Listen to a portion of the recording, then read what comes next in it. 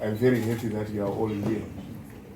And did we give you any other soft drink except water?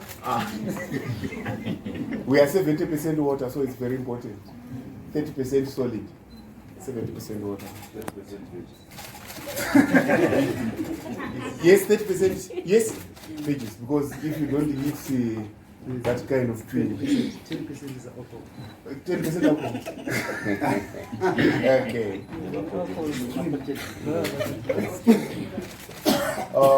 The Ministry of Primary and Secondary Education would like to confirm that there will be no tuition fee increase in public schools.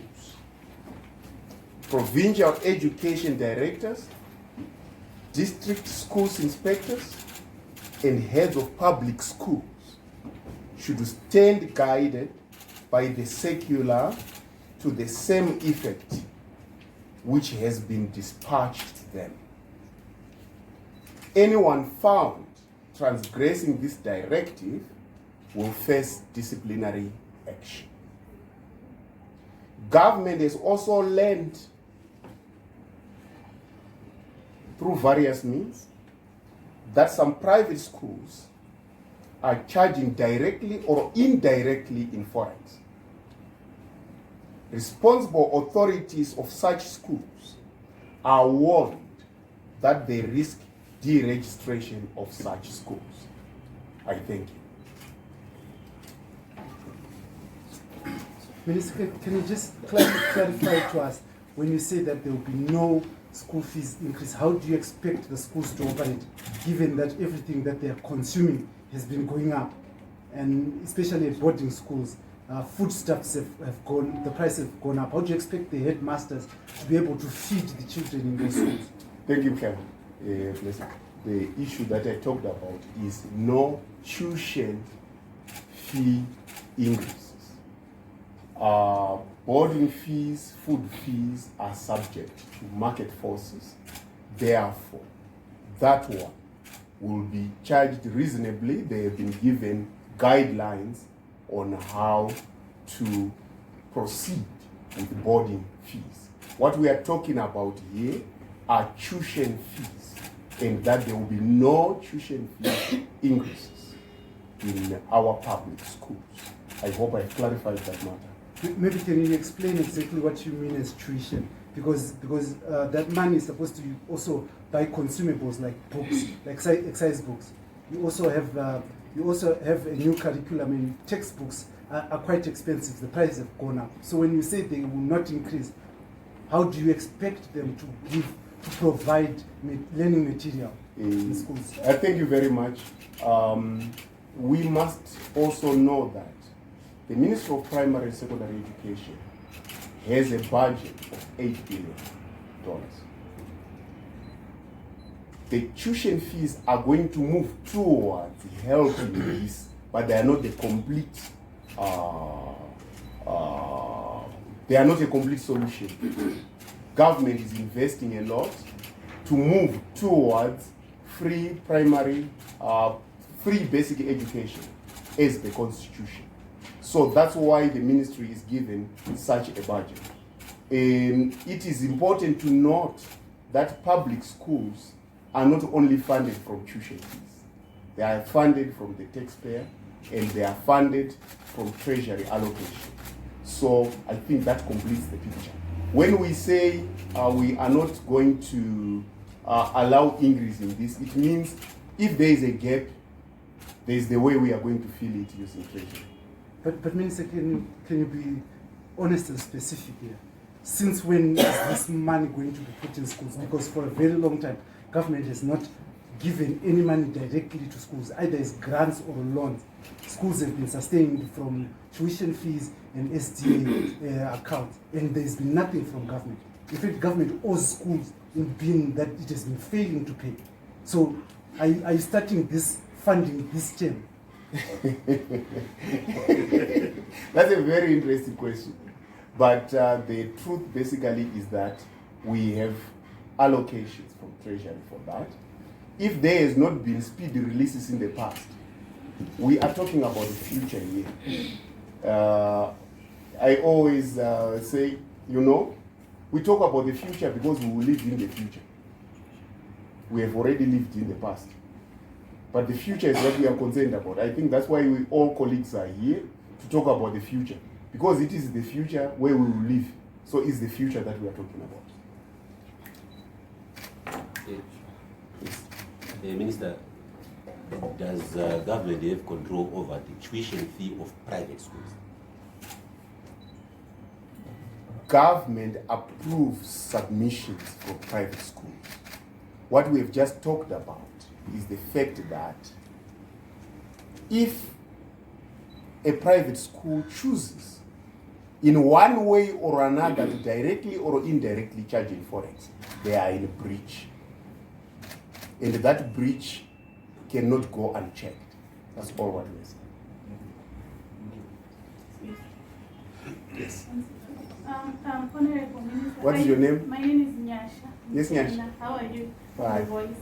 Are you at liberty to disclose the guidelines that especially boarding schools are supposed to adhere to when they are, raising the fees? The which fees? Boarding fees. Boarding fees. Yes, not the tuition. The boarding yes. fees. Secretary, can you take that one?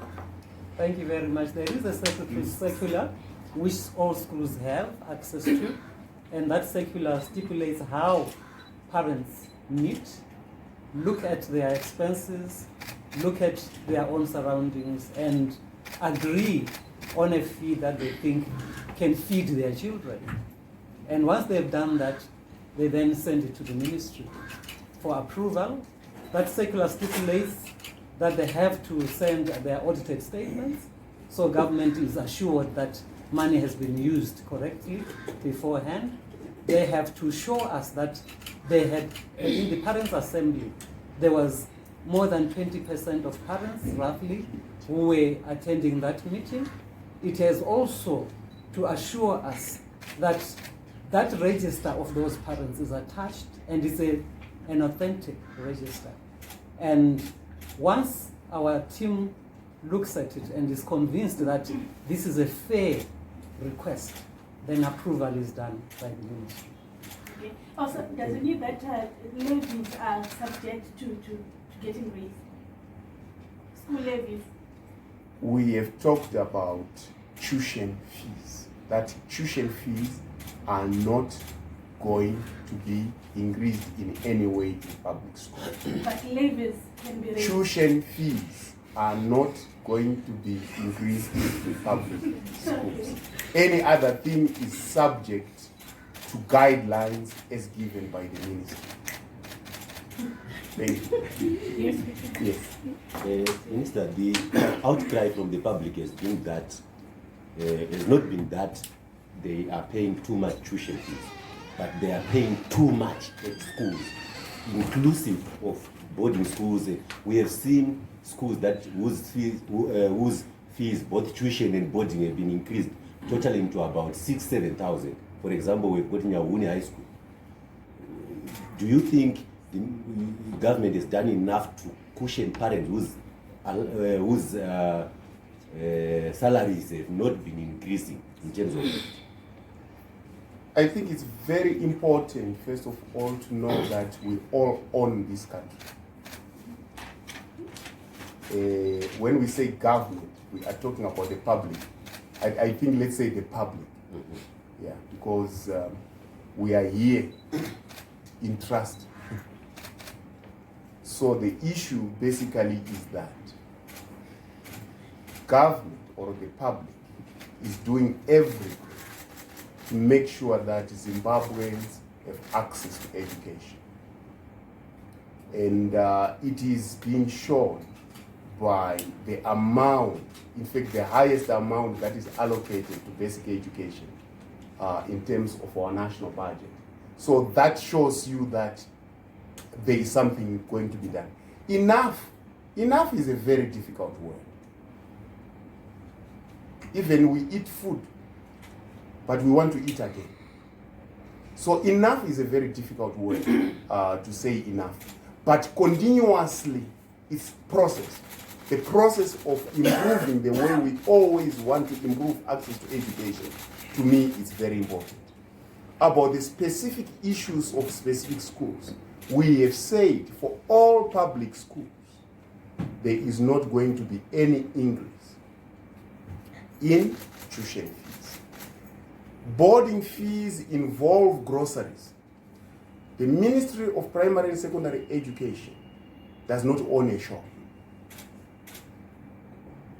and therefore is subjected to expenses that occur in the market.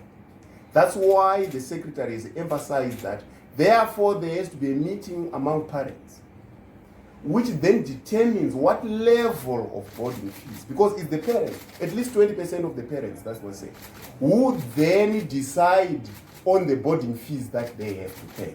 Remember, it's not the ministry who is deciding that. The parents are deciding that based on their environment and circumstances that they meet, and they agree amongst themselves. So that's why we are saying, us as government, we're in control of the tuition fees. Because tuition fees is the service that we give. Therefore, we then are able to determine the levels of that. About specific examples of specific schools, from a policy perspective, I cannot answer on individual schools at this moment.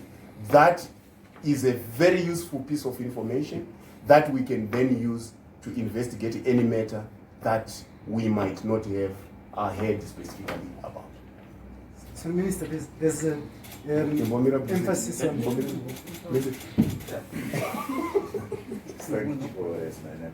Minister, at what point, I'm happy you referred to the issue of the Constitution.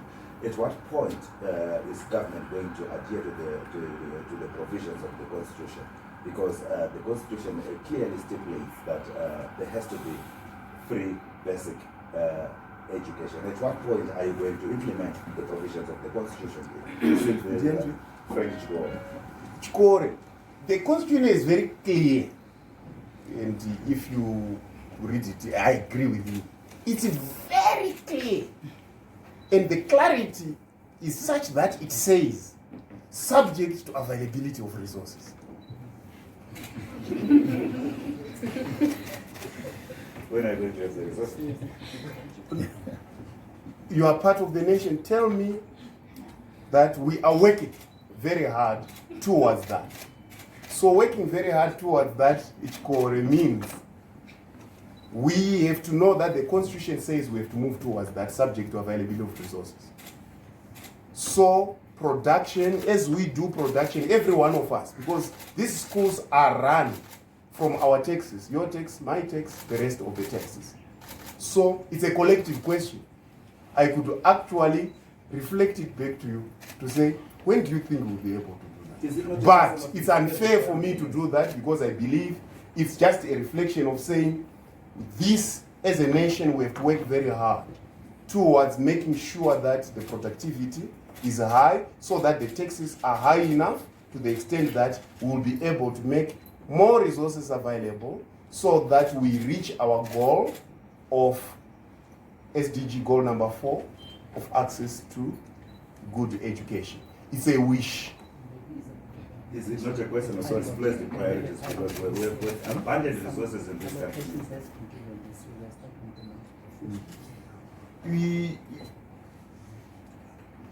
The Secretary, can you? I will answer him on his later question, because the later question is a complaint, which I'm also complaining. So, it's okay.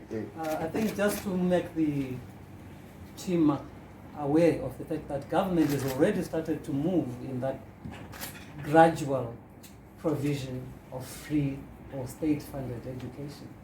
This year, Treasury has allocated $200 million towards a pilot, where we will start with the most vulnerable to actually give grant in aid of tuition. Mm-hmm. So already government is beginning to move to fulfill the dictates of the Constitution. Misplace the priorities, Minister? That is a question of opinion. And as you know, everybody has one. But I believe that, and of course we have the freedom to those opinions. But I believe that Zimbabweans are working very hard towards developing this country in the best way possible. I was just in the rural Chibi yesterday, and one of the examples is that I was at a school where I was walking 16 kilometers, and whenever we were going to a football match, we would go into a lorry. So I was looking at Danamombe High School's bus, a beautiful one, and I said to myself, this country developed, it is moving. So movement is not a once-off thing. We'll continue moving, but collectively, we will make this country great, because it's the only country that we have as the sons and daughters of this soil. 30% soil, 70% water. Yes. Honorable Minister, my name is Desmond Mune. Yes. Yes, there's so much outcry in the private schools. So, if you can kindly disclose what sort of action or measures you are going to take to those private schools who will indirectly or directly charge in forex. If there are any measures, we want to avoid talk with no action. What you are saying is very important for the sake of providing accurate information. We say responsible authorities of such schools are warned that they risk deregistration of those schools. Deregistration, kumabvisa pamabhuku, wakanyogwa ukadzimwa. Minister. Yes. Costa from New Zimbabwe. Yes. We just want to make a follow-up to what the Permanent Secretary says about the vulnerability schools. Where are these schools and why are they vulnerable? And then number two is there's a potential strike from teachers because they have got huge complaints. Do you have something in the pipeline to make sure that you avoid this? Well, Costa, I think it is very important that we talk about fees. Sure. Now, with your intelligence, sir. Oh, okay. But Minister, this issue of fees should dovetail because parents are going to pay fees and after paying fees, the teachers will not be in school. So we want to know if on Monday and Tuesday, teachers are going to be at school. Blessed, as we educated you in higher and tertiary education in your journalism, you know very well that at this moment we are talking about tuition fees. I actually am very aware that you are keen to know what is happening with teachers, but that is the prerogative of the Public Service Commission. Here we are talking about fees. Are you not worried? Are you not worried about this threat that our children will not be able to learn come Tuesday? It is very important. One of the things that make us wake up every day is what we call hope.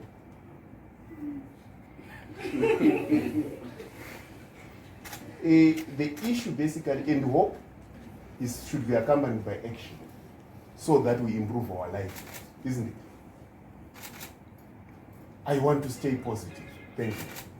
So, Minister, can you return to my question? I wanted to understand the vulnerability part. Oh yeah, the vulnerability schools. I will be very interested. I begged you together with Blessed to please focus on the theme. Yeah, it's because it's something that came out. No, it's very important. Yeah. I have heard that question, and I'm saying we are not able to answer that question right now, but I think it's an important question. Yeah, she talked about. But in terms of vulnerable schools, I think that's what it's going to take, sure, because it has something to do with the fees. I hope you have. And I'm very sure that she's going to take it. Thank you. Yeah. Thank you very much. When we talk about access to education, or SDG4, when it talks about access to basic education for all, it is directing us to moving with equity as part of our consideration. So when we are talking development in that basic education, we are saying, when we say we want to intervene, we start with the most vulnerable. And you are aware that in Zimbabwe there are quite a number of instruments or tools that are used to measure vulnerability.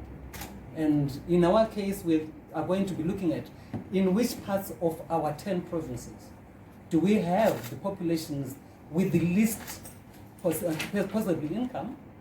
We use our schools, the revenue that they've had year on year, and after that we then choose a number of schools who we target, so that we start bottom up in terms of, can you say, empowering the most. So will I be right to say right now you don't know where these schools are? No. They are in the 10 provinces, Yeah, in our 10 poorest districts. But that information is going to be revealed as soon as, it's not something you carry in your head.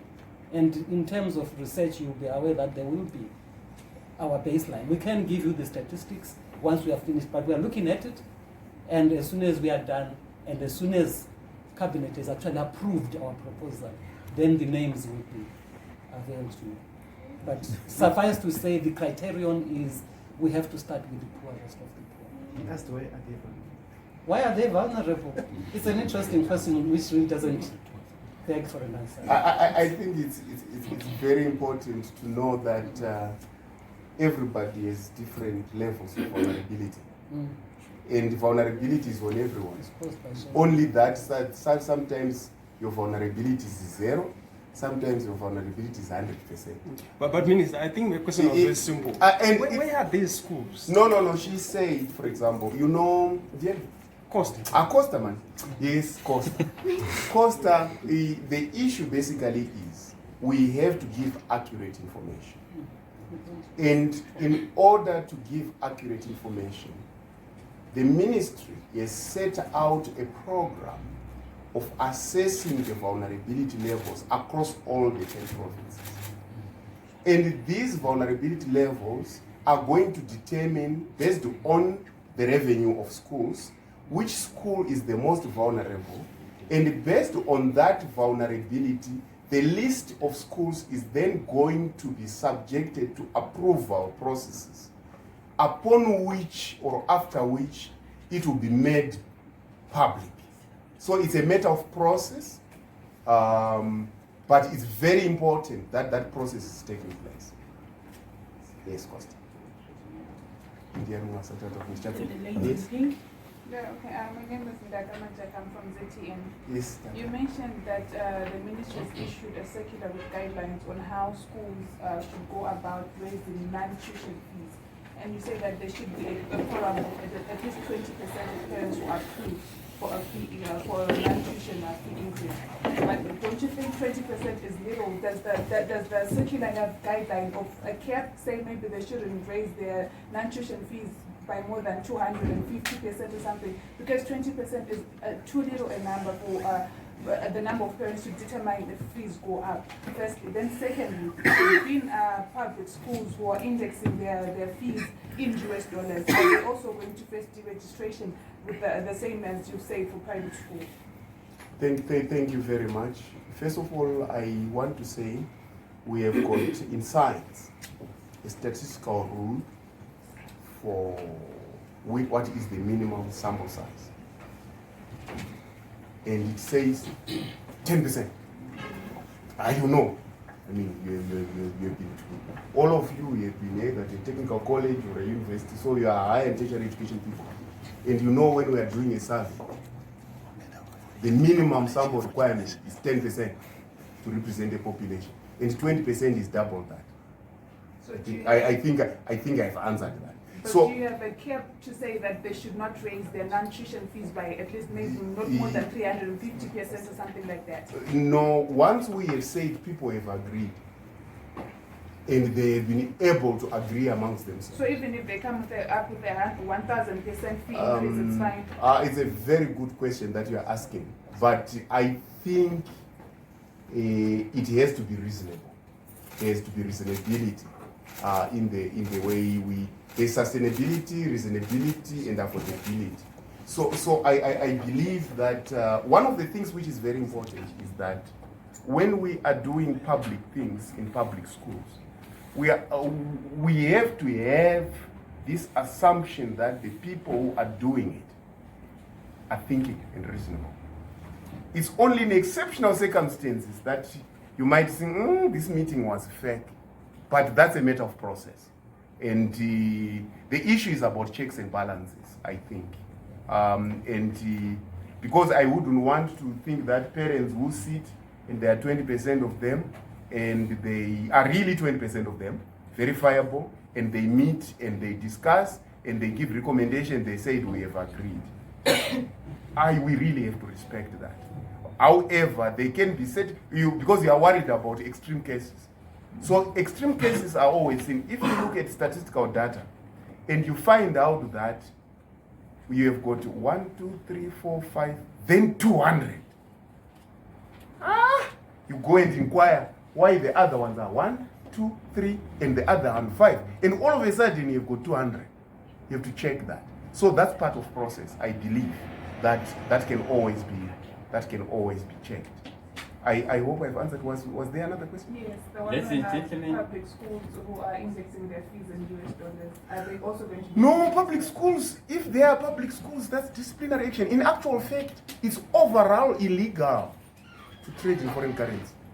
So if it's not even a disciplinary matter, it's a matter of national laws. It's not even a procedure within a workplace. It's a thing which is prosecutable. So basically what we are saying is that from our professional point of view, we will be able to take disciplinary action.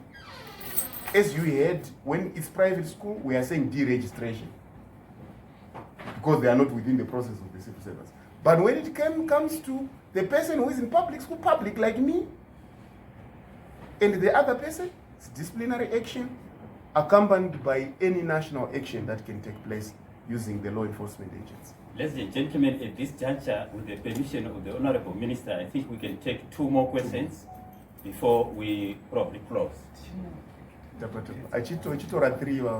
Okay, 3 more questions. I just wanted to ask on, has the ministry so far done a survey and quantified data on schools so far charging US dollars? And also, how soon are we going to see you taking action? Because as we are speaking right now, schools will be opened next week and parents are paying so far. So how soon are we going to see? Is it in 2 days, 3 days? Schools being punished. Do you know them? The ministry, does the ministry have some mechanisms to... Oh, yes, we do. All what we are saying, I mean, Maxwell, what we are talking about is the issue that once there is clear evidence that things are happening like that, deregistration is an option that we have because we registered them. What can be registered? I think that's the action that we are really talking about. And this is serious because we are talking about people who are supposed to be trusted with people's children who behave in such a way that they don't, it looks like they are not looking after the children. You know what I'm trying to say? It's a serious matter and it's a national matter. It's not a matter of them and us and that one has to take that action. It's a matter of collective national action to make sure that we have a better future for us all. And that future, you know, the state of a country is a reflection of the state of its education system. So it's a serious issue. Yes. Minister, I would like to take it back. She asked you a question and I felt like you didn't give like... I know, ask yours. So like pertaining to the fees, right? Yes. You say the fees are not going up. And so the main outcry from parents has been mainly on the levies. So does this mean as a government, are you doing anything to regulate that the levies do not go up? What we have said is parents meet, they tell us which levies and what level they are going to agree on. Except in circumstances where Lisa was talking, is it Lisa? No, it's Nyasha. No, that what? This one is Lisa. Which way? Ndaka. Except in exceptional circumstances whereby you sit, but this one, 100 times more than that. So was that meeting fake or real? So it calls for an investigation. So it's a matter of process. So, because if you come to me and say, no, I can afford $5, who is me to ask you, why did you agree to yourself about $5? Huh? So you are hoping that in normal circumstances people meet, they really agree, minutes are there, signatures are there, they are 20%, and I've proven statistically that 20% is double the allowed scientific minimum of 10%. Let me talk as a scientist. And I tell you, if a student comes to me with less than 10% of the sample, I'm not going to talk to that person. If there's 10% and above, anything which is above 10% is sufficient enough. So I was also trying to prove that the 20% as a sample is very well reasoned. This is the Ministry of Primary and Secondary Education, which teaches basic education. And basic education tells us that 20% is a big sample. Yes. Honorable Minister, has government set up any tangible platforms of which parents can report to such incidents, such reports of fees hikes, private? Then secondly, government has over the years been saying no children will be sent back home for failure of paying school fees. 2020 new dispensation, what is really tangible? Is there any stern measures being taken by government this time? Yes, thank you. Anyone found transgressing this directive will face disciplinary action. Thank you. That's my answer. And about the platforms, parents are spreading through WhatsApp such incidents like fees hikes, tuition fees. www.e.t.c.co.za.